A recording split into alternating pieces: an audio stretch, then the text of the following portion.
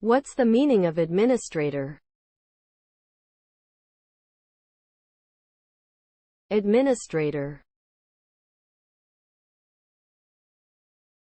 Administrator.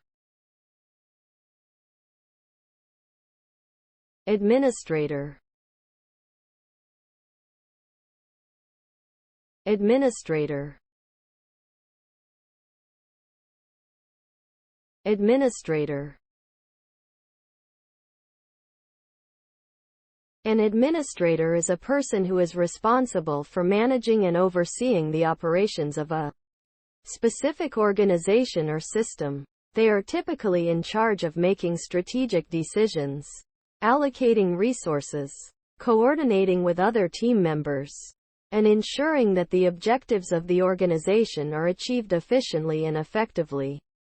Administrators may work in a variety of settings, including businesses, governments, schools, hospitals, and nonprofit organizations. They are often highly skilled professionals who have a broad range of knowledge and expertise, and they play an essential role in keeping their organization running smoothly.